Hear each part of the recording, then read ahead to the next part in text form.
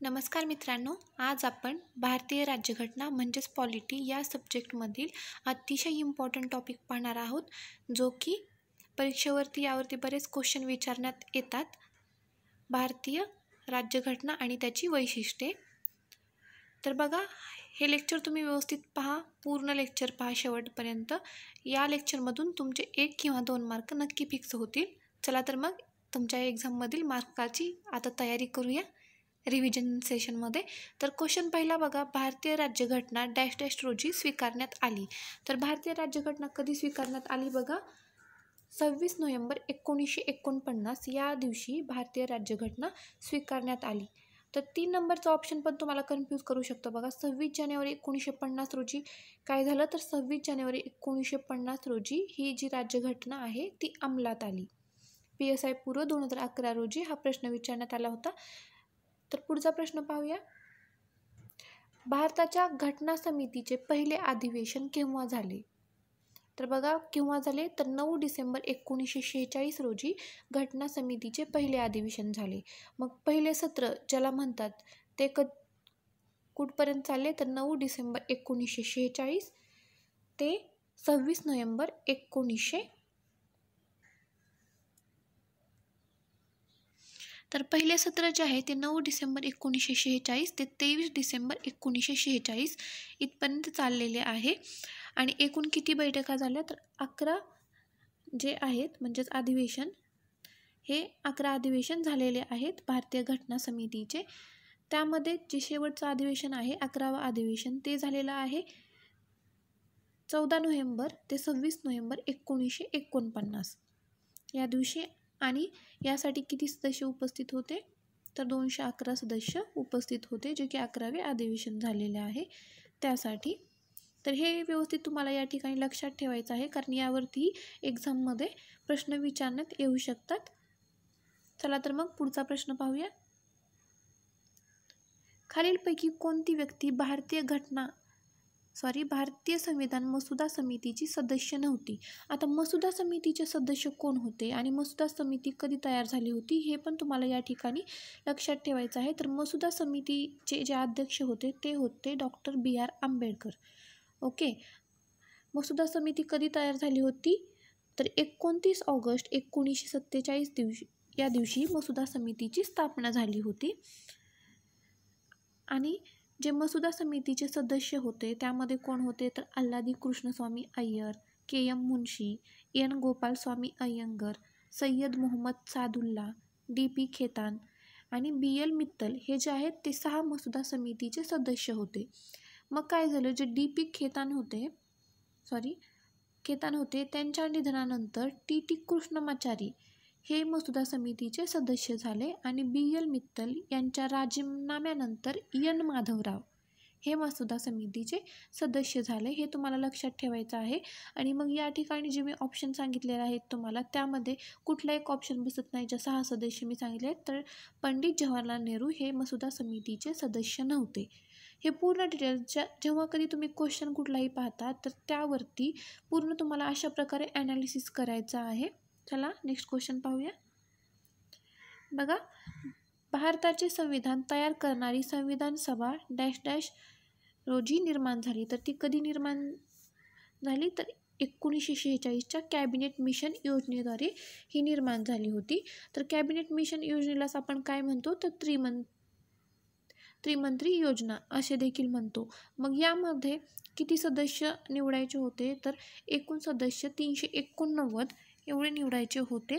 त्यापैकी ब्रिटिश भारतासाठी 296 आणि संस्थानिकांसाठी 93 सदस्य एवढे होते. आणि प्रांतासाठी म्हणजे 11 प्रांत जे होते त्यासाठी 292 एवढे सदस्य या ठिकाणी होते. हे पूर्ण तुम्हाला लक्षात ठेवायचं आहे की 1946ची कॅबिनेट मिशन, मग त्या योजनेद्वारे काय काय तयार करण्यात आलं, योजना कशी तयार करण्यात आली, एकूण सदस्य किती निवडायचे होते, हे सगळं तुम्हाला या ठिकाणी व्यवस्थित डिटेलमध्ये ॲनालिसिस करायचं आहे. चला पुढचा प्रश्न पाहूया. पहिल्या बैठकीच्या वेळी घटना समितीचे उपाध्यक्ष म्हणून कोणाला मनोनीत करण्यात आले होते? तर पहिल्या बैठकीच्या वेळी घटना समितीचे उपाध्यक्ष, तर ते कोण होते? फ्रँक अँथोनी, जे की अँग्लो इंडियन होते. त्यांना उपाध्यक्ष म्हणून मनोनीत करण्यात आले होते.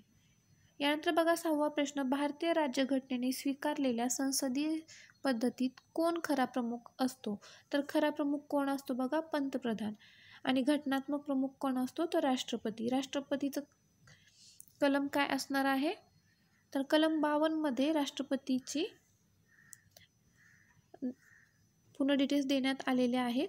त्यानंतर राज्यपाल जे आहे ते कलम 153 मध्ये देण्यात आलेलं आहे. पंतप्रधानासाठी कलम 74 आहे 74 आणि मुख्यमंत्र्यांसाठी कलम 164. तर हे सर्व डिटेल्स तुम्हाला या ठिकाणी बघायचे आहेत. त्यामध्ये राष्ट्रपतीची वयोमर्यादा काय असणार आहे निवडून येण्यासाठी, तर राज्यपालची निवडणूक पद्धत कुठल्या देशाकडून घेतलेली आहे. आता हा क्वेश्चन आहे, राज्यपालाची निवडणूक पद्धत तुम्ही कुठल्या देशाकडून घेतलेली आहे हे तुम्ही मला कमेंट बॉक्समध्ये मेन्शन करा. पुढचा प्रश्न पाहूया. इसवी सन 1946 मध्ये भारतीय घटना समितीचे अध्यक्ष म्हणून कोणाची निवड झाली? आता भारतीय घटना समितीचे अध्यक्ष तर कोणाची निवड झालेली आहे? या ठिकाणी तात्पुरते अध्यक्ष असं विचारण्यात आलेलं नाही, अध्यक्ष असे विचारण्यात आलेलं आहे. जर तात्पुरते अध्यक्ष असं विचारलं असतं तर आपण इथं सच्चिदानंद सिन्हा हे टिकमार्क केलं असतं, पण या ठिकाणी फक्त अध्यक्ष म्हणून विचारण्यात आलेलं आहे. तर ते कोण होते? तर डॉक्टर राजेंद्र प्रसाद हे या ठिकाणी अध्यक्ष होते. जो 1 नंबरचा ऑप्शन आहे बघा, त्यामध्ये काय आहे? डॉक्टर बाबासाहेब आंबेडकर आहे. तर डॉक्टर बाबासाहेब आंबेडकर या समितीचे अध्यक्ष होते का? तर नव्हते. डॉक्टर बाबासाहेब आंबेडकर जे आहेत ते घटना समितीचे अध्यक्ष नव्हते, तर ते मसुदा समितीचे अध्यक्ष होते. चला पुढचा प्रश्न पाहूया. भारताच्या राष्ट्रीय ध्वज समितीचे अध्यक्ष कोण होते? तर राष्ट्रीय ध्वज समितीचे अध्यक्ष कोण होते बघा? डॉक्टर राजेंद्र प्रसाद हे राष्ट्रीय ध्वज समितीचे अध्यक्ष होते. तर जे.बी. कृपलानी कुठल्या समितीचे अध्यक्ष होते? तर मूलभूत हक्क विषयक उपसमितीचे जे अध्यक्ष होते ते जे.बी. कृपलानी होते. आणि डॉक्टर बाबासाहेब आंबेडकर तर या अगदी मी सांगितलेलंच आहे मसुदा समितीचे अध्यक्ष होते. आणि सरदार वल्लभभाई पटेल जे आहेत ते प्रांतीय राज्यघटना समिती याचे ते अध्यक्ष होते. आणि मूलभूत हक्क व अल्पसंख्याक सल्लागार समिती याचे पण सरदार वल्लभभाई पटेल हे अध्यक्ष होते. हे तुम्हाला या ठिकाणी व्यवस्थित लक्षात ठेवायचं आहे किंवा नोट डाऊन करू शकता. भारतीय संविधानाच्या मसुदा समितीचे अध्यक्ष कोण होते? आता या अगोदरच आपण ह्या क्वेश्चनवरती डिटेल चर्चा केलेली आहे. तर ते कोण होते? डॉक्टर बाबासाहेब आंबेडकर हे होते. बघा क्वेश्चन तेच परत रिपीट होतात.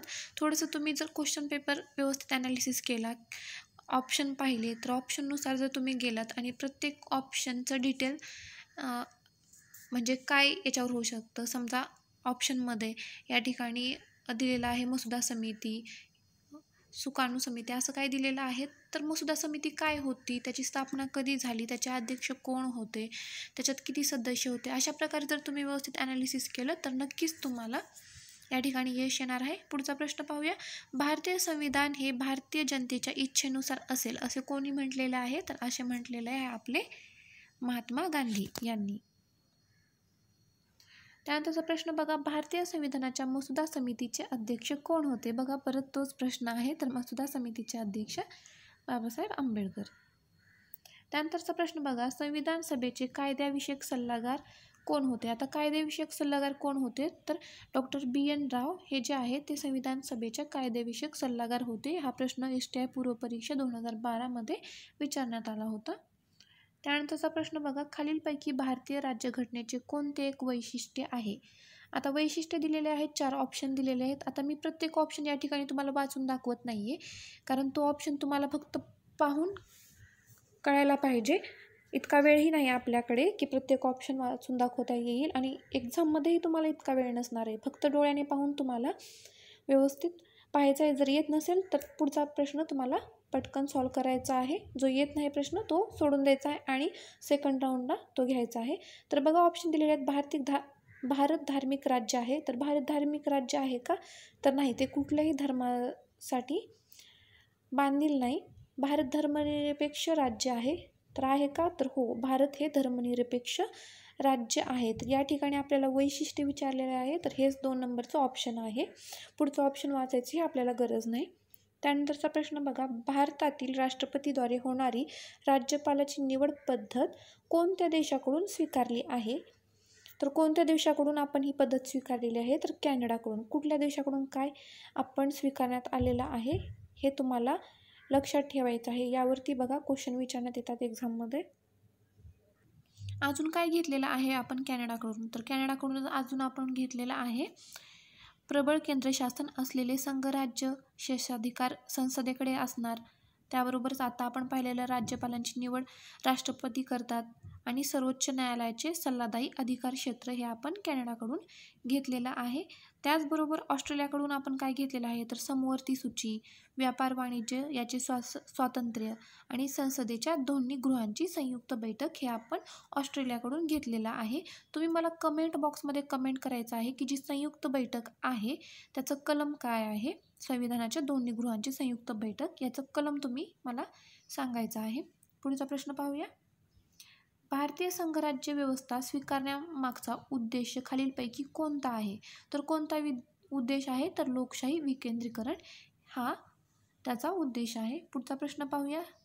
संविधान सभेच्या समित्यांच्या बाबतीत खालीलपैकी कोणते बरोबर जुळत नाही? तर कोणते बरोबर जुळत नाही? या ठिकाणी बघा, सुकाणू समिती डॉक्टर राजेंद्र प्रसाद हे या ठिकाणी बरोबर आहे. कामकाज समिती के.एम. मुंशी हे पण बरोबर आहे. मूलभूत हक्क उपसमिती जे.बी. कृपलानी बरोबर आहे. या आधीच आपण अगोदरच्या प्रश्नामध्ये पाहिलेलं आहे. आणि अल्पसंख्याक उपसमिती मौलाना अबुल कलाम आझाद. तर हे आहे का? तर नाही, हे या ठिकाणी चुकीचं आहे. जे मूलभूत अल्पसंख्याक उपसमिती आहे त्याचे जे अध्यक्ष होते ते होते एच.सी. मुखर्जी. तुम्हाला हे या ठिकाणी व्यवस्थित डिटेलमध्ये पाहून घ्या. यानंतरचा प्रश्न बघा, कॅबिनेट मिशन योजनेसंदर्भात जुळणी करा. तर या अगोदरच मी ह्या प्रश्नाची डिटेल्स तुम्हाला सांगितलेली आहे, जे की कॅबिनेट मिशन योजनेदरम्यान जी त्रिमंत्री योजना आली होती 1946 मध्ये. तर त्यानुसार संस्थानिकांसाठी किती तर निवडायची एकूण सदस्य संख्या किती होती?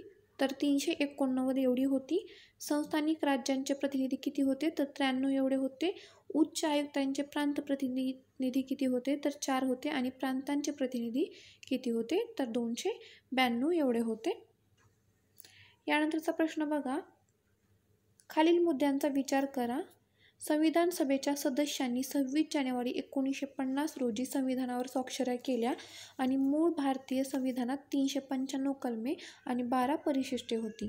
तर याचा व्यवस्थित विचार करा. तर संविधान सभेच्या सदस्यांनी संविधानावर स्वाक्षऱ्या कधी केल्या? तर 24 जानेवारी 1950 या दिवशी त्यांनी संविधानावर स्वाक्षऱ्या केलेल्या आहेत.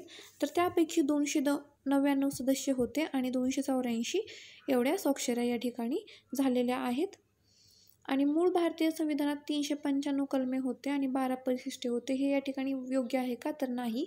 मूळ भारतीय संविधानात 395 कलमे होते हे योग्य आहे, पण 8 परिशिष्टे होते आणि बाकीचे त्यानंतर ॲड करण्यात आलेले आहेत. तर या ठिकाणी ही दोन्ही विधाने जे आहेत ते चूक आहेत. यानंतरचा प्रश्न बघा, भारताच्या संघराज्यात्मक पद्धतीबाबत खालीलपैकी कोणते विधान बरोबर नाही? तर बघा, राज्यघटनेत संघराज्य हा शब्दप्रयोग कोठेही केलेला नाही. हे बरोबर आहे का? तर हे बरोबर आहे. संघराज्यातून फुटून बाहेर पडण्याचा अधिकार राज्यांना नाही.